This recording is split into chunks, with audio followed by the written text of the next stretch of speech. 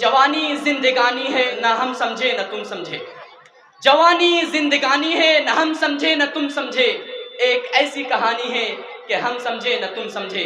حامدا و مصلیا اما بعد، اعوذ باللہ من الشیطان الرجیم، بسم اللہ الرحمن الرحیم۔ یا ایہا الذین آمنوا انما الخمر والمیسر والانصاب والازلام رجس من عمل الشیطان فاجتنبوه لعلكم تفلحون۔ وقال النبي صلى الله عليه وسلم من قال لصاحبه تعال اقامرك فليتصدق بشيء۔ حاضرین جلسہ، محترم سامعین کرام، عزیز و دوستوں اور دیگر علماء اعظام، آج کے اس پررونق محفل میں آپ کے سامنے میرا موضوع سخن ہے جوئے کی مختلف شکلیں اور ان کے نقصانات۔ حاضرین، اللہ تبارک و تعالیٰ نے قرآن مجید کے اندر جوئے کا نام میسر دیا ہے۔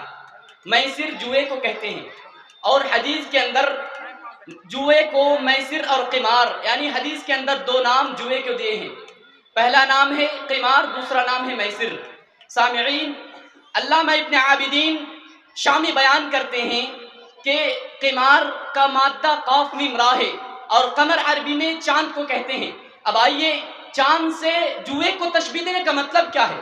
چاند سے جوئے کو تشبیہ دینے کا مطلب یہ ہے کہ چاند جس طرح اپنی روشنی کو گھٹاتا بڑھاتا ہے، چاند جس طرح 14ویں رات میں اپنی روشنی کو فل پاور میں اپنی روشنی کو پھینکتا ہے اور وہ 29ویں یا 30ویں رات کو پوری طرح سے غائب ہو جاتا ہے، اسی طرح یہ جوا انسان کے مال کو پوری طرح حذف کر جاتا ہے، انسان کے مال کو پوری طرح اس کے جڑ سے ختم کر دیتا ہے، انسان کو کہیں کا نہیں چھوڑتا۔ یہ جوئے کا لت جس انسان کو لگ گیا، جو انسان جوئے کے دلدل میں پھنس گیا، وہ انسان کبھی بھی کامیاب نہیں ہو سکتا۔ آپ دنیا میں نظر ڈالیے، جس نے بھی جوئے کو اپنا عمل بنایا، یا تو جو جوئے کا ایڈکشن بن گیا۔ محترم سامعین، اب آئیے جوئے کی چند شکلیں دیکھ لیتے ہیں۔ جوئے کی شکلوں میں سے ایک شکل یہ ہے کہ ہم اور آپ کرکٹ دیکھتے ہیں، کرکٹ کا میچ دیکھتے ہیں، فٹ بال کا میچ دیکھتے ہیں، جس میں پیسے لگایا جاتا ہے۔ یہ پیسہ لگانا دونوں ٹیم کی اور سے، اور پھر اس پیسے کو جمع کر کے جیتے ہوئے ٹیم کو انعام دینا، جیتے ہوئے ٹیم کو پرائز دینا، یہ حرام ہے اور یہ جوا ہے، جوا میں شامل ہے، کیونکہ رجس من عمل الشیطان، یہ شیطانی عمل ہے، یہ شیطانی عمل ہے، یہ گندی چیز ہے۔ اسلام جیسے پاکیزہ دین میں، اسلام جیسے پاکیزہ مذہب میں یہ گندی چیزیں حلال نہیں ہو سکتی۔ محترم سامعین، جوئے کی شکلوں میں سے ایک شکل یہ بھی ہے کہ ہم اور آپ، ہمارے بچے اور ہمارے بھائی، ہمارے نوجوان بھائی آج کرکٹ میں ملوث ہیں، کرکٹ کے میچ میں، کرکٹ میں ٹیم لگاتے ہیں، آئی پی ایل کے ٹیم میں میچ اپنا ٹیم بناتے ہیں اور اس میں پیسے لگاتے ہیں، اور وہ سوچتے ہیں کہ ہم کسی نہ کسی وجہ سے ہم 50 روپے کے بدولت ہی کیوں نہ ہو، چاہے ہم 50,000 کے بدولت ہی کیوں نہ ہو، ہم آج راتوں رات کروڑ پتی بن جائیں گے۔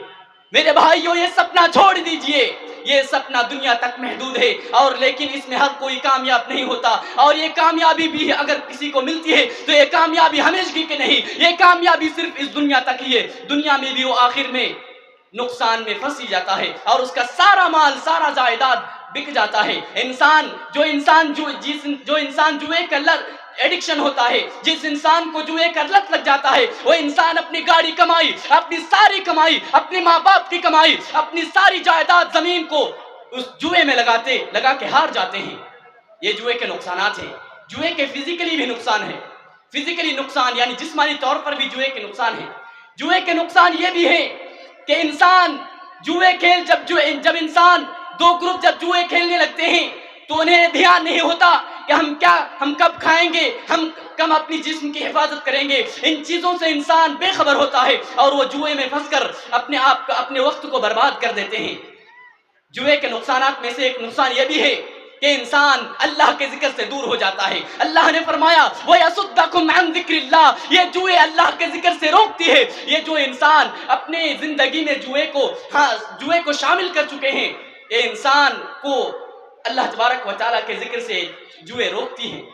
محترم سامعین، جوئے کے نقصانات میں سے ایک نقصان یہ بھی ہے کہ وَعَنِ الصَّلَاةِ فَهَلْ أَنْتُمْ مُنْتَهُونَ، اللہ تبارک و تعالیٰ کی یہ سب سے اور یہ بڑی فریضہ، دوسرا اہم رکن اسلام کے بنیادی رکن میں سے دوسرا رکن وعن الصلاۃ فہل انتم منتہون، یہ جوئے نماز سے روکتی ہے، اور جو چیزیں نماز سے روکتی ہو وہ چیزیں اسلام میں حلال کیسے ہو سکتی ہے؟ آپ مجھے بتائیں۔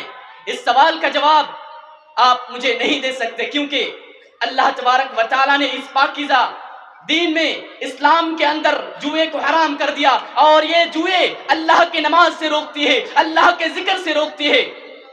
حاضرین، یہ جوئے کا نقصان یہ بھی ہے کہ جب انسان جوئے کے عادی ہو جاتے ہیں، جب جوئے کے ایڈکشن اس کے اندر پائی جاتی ہے، تو انسان کیا کرتے ہیں؟ چوری کرنے لگتے ہیں، ڈکیتی کرنے لگتے ہیں۔ جب وہ اپنا سارا مال، سارا جائیداد ختم کر چکا ہوتا ہے، جوئے میں ہار چکا ہوتا ہے، تو وہ کیا کرتا ہے؟ آخر میں کیونکہ اسے جوئے کا عادی ہے، کیونکہ جوئے کا عادی ہے، جوئے کے ایڈکٹ ہو چکے ہیں، تو انسان آخر میں کیا کرتا ہے؟ دوسرے کے گھروں میں جا کر چوری کرتے ہیں، دوسرے کے بیٹیوں کو چھیڑتے ہیں اور ڈاکہ زنی کرتے ہیں، اور لوگوں سے پیسے لوٹتے ہیں، اور پھر اس پیسے کو لوٹ کر انسان اپنے جوئے میں شامل کر کے دوسروں کے پاس ہار جاتے ہیں۔ اس طرح انسان جوئے کے ذریعے چوری میں بھی ملوث ہو جاتی ہیں۔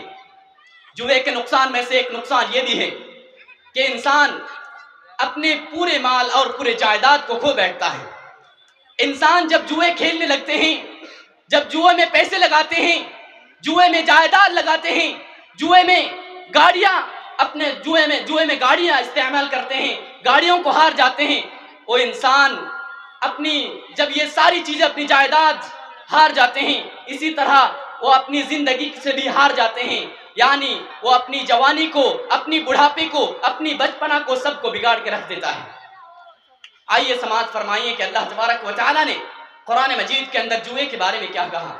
اللہ تبارک و تعالیٰ کہتا ہے، یا ایھا الذین آمنوا انما الخمر والمیسر، اے وہ لوگ جو ایمان لائے ہو، انما الخمر، بے شک شراب، والمیسر اور جوئے، والانصاب اور بت، والانصاب والازلام، اور یہ پانسے، رجس، یہ گندی چیزیں ہیں، یہ اسلام کے اندر گندی چیز ہیں۔